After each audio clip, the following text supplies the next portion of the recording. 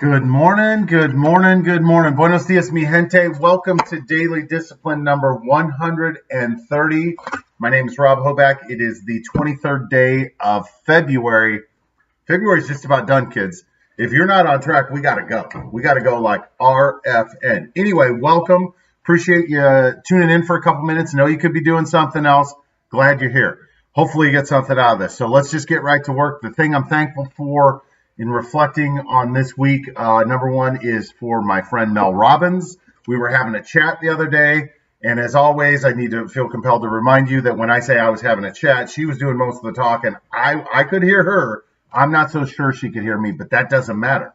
What we were talking about is how to handle a difficult situation. And so she gave me a couple tips that I enacted this week. I used them in my approach, and something that I was completely stressed out about became a non-issue. So thank you, Mel. I appreciate you.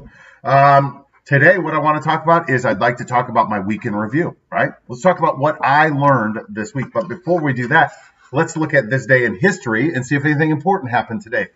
Ding, ding, ding, ding, ding. Of course there did. That's why I'm talking about it. Number one, you know that picture of the Marines and a sailor like lifting that heavy ass flag in the Iwo Jima? 1945, today, right?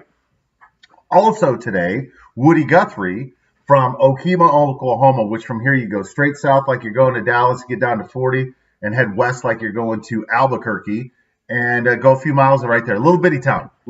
It's a little bitty town in Oklahoma, like a bunch of little bitty towns that have produced some really famous people, right?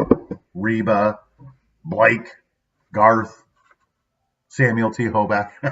Anyway, yeah, he wrote the song, This Land Is Your Land. And, I would challenge you, if you got a couple minutes, read up on that. That was an interesting read about that guy.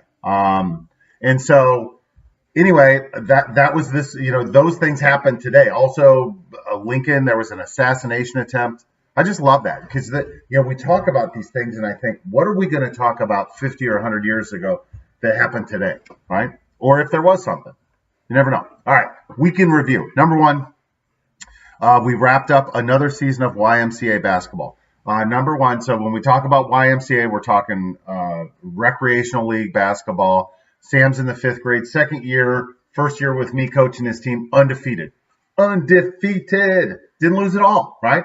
And if you are friends with me on Facebook, some people have tagged me in a couple of those pictures of the team. It's fun, right? And you get to see my boy Lath with his beautiful mullet. I mean, it is beautiful. That's why I picked him. I'm like, if that kid plays like that with that energy and has a mullet, it's my kind of guy. Anyway, so we were perfect in that setting. And all I can think about, well, that's nice and we can celebrate for a little bit. It's not hard to fly like an eagle when you're surrounded by turkeys. It's just not, right?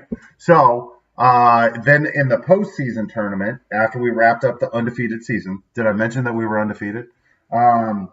We then played in a postseason tournament with a team that was smashed together. We had one practice. We won our first game, lost our second game by a point, and then lost the last game. But we were competitive. So if we could be competitive with one practice, imagine what we'd be like if we played all the time. Just like anything else, right? You got to level up.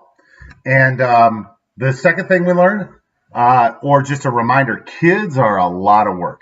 And when I say kids are a lot of work, like I know a lot of you know this, but it's just a reminder for those of you who don't have kids that, the younger they are and the less ability they have to control themselves when they're sick, like throwing up, shit in their pants, stuff like that. Man, that's a lot of work, like a lot of work. We found out another reminder this week with me freaking out about this meeting and all that stuff. Fear's a liar, right? Like if you don't manage your fear is going to take you down a path. I allowed it. That's why yesterday my daily discipline was, oops, I did it again. I did. I let that happen again. Like, what are you doing, bro? Anyway, and then a couple other reminders around these 3 words. Life moves on, right? Life moves on. Earlier this week, I talked about Hannah Street Steak and Shake and how I love NASCAR racing and all this stuff. Well, here I sit today with 2 reminders. Number one, life moves fast. Holy cow, right? Like I fell in love with Dale Earnhardt, right? I think partly was because I had a beautiful mustache too back in the day. It was like reddish brown.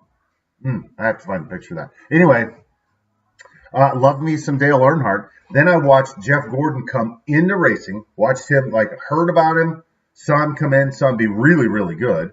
And then, I've been doing this so long that I saw him come, go all the way to the top, and then retire. I watched Dale Earnhardt's son come in, Tony Stewart, all these other guys that, we've done the same thing in basketball.